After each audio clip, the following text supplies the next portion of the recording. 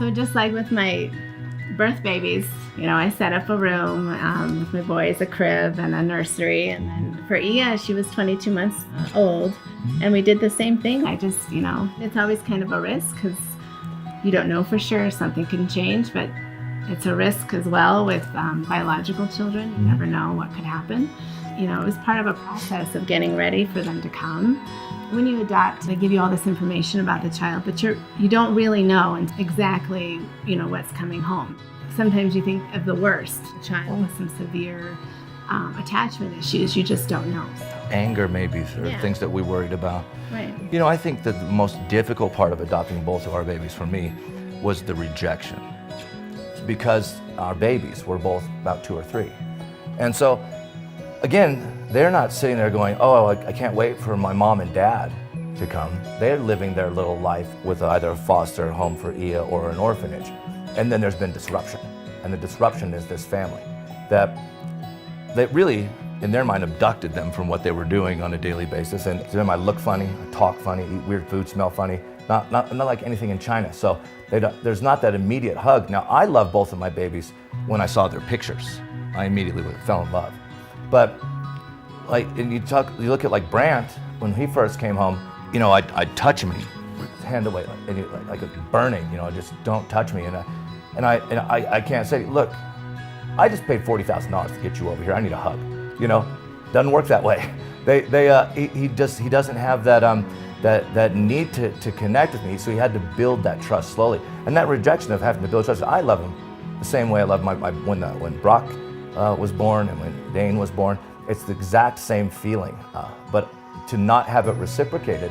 And although intellectually, you know that there's a light at the end of the tunnel. We went through it with Ia, so I know that the bond will come there, but you can't decouple it from the emotional part of your brain that's feeling that rejection of the baby not bonding with you, not wanting to go near you, because he's afraid of what this is, and I don't trust it, and it's different. And for me, that rejection with both of the adopted babies, because they both, everybody likes you more, but the babies for sure liked you more and went to mama and did not want anything to do with me, and that's a very real emotion for me. That was difficult both times. I mean, I deal with it because I'm an adult and I know that the light at the end of the tunnel, but it was hard. That's the most difficult part. One of the hardest issues with coming home is extended family, because they all want to come over. It's their grandchild. It's their nephew. It's our best friends who want to come over and they don't want to see it. But the reality is every time someone came, Brant thought he was going to be abducted again, right? Because the last time weird white people came in the room, he was ripped away from what was safe. Well, who are these new weird white people? Because I must be being taken somewhere new now, to a new place. And he doesn't know what our home is, because now we've been in 3 hotel rooms as we pick him up. This is just another hotel room that apparently he's going to be temporarily, and he doesn't understand the concept of, hey, you got a bedroom, you got a 529, you're going to get to go to college, we'll go to Disney World, you won the lottery. Nope, he doesn't understand any of this. He just thinks that someone's new going to come. So if people came over, he would cling to Sarah and then reject the babies and I for another 2-3 days. And so we had to tell our families and our friends to just stay away for 2 or 3 weeks, like don't come over. And that's an emotional problem because they want to be part of it. They want to be in it, but in order for us to cocoon up and develop the trust initially, we had to create a wall. But now he loves he calls Grandma Gaga. He loves his Gaga and all of his grandparents, and he's bonded with everyone, and he understands that this is the safe place, and this is where safety is, and this is where family is, and it's loving in here.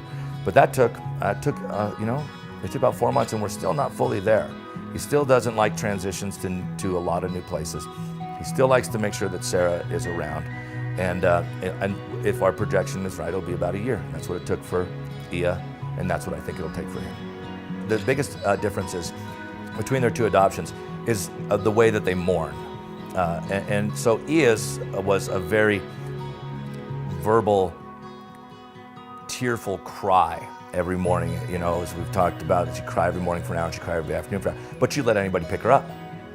And so she would hug people, and we actually even had put that to a stop, because again, she's the most loving person in the world. So we were always afraid that she's just hugging strangers and like wanting to be picked up by anybody. But she still had that concept of being abandoned, but she just dealt with it. You know, she'd wake up in the middle of the night with a panic attack, screaming, crying. Well, Brant sleeps all night, but just doesn't like strangers to touch him. So Ia was dealt with it differently than Brant did. They're both, again, mourning the life that they knew. So the life that Ia knew was with her Yaya, is what she called her. That was her foster mother. She called her Yaya. But Brant doesn't have that concept of a one trusted place, because I think he had multiple caregivers. So he has a little bit different bond in that, but he wants time to warm up to you. But they're both thinking about the way it used to be. And Brant's way it used to be was in cribs, you know, but that's still the way it used to be. And so when new people come, it's always different for him.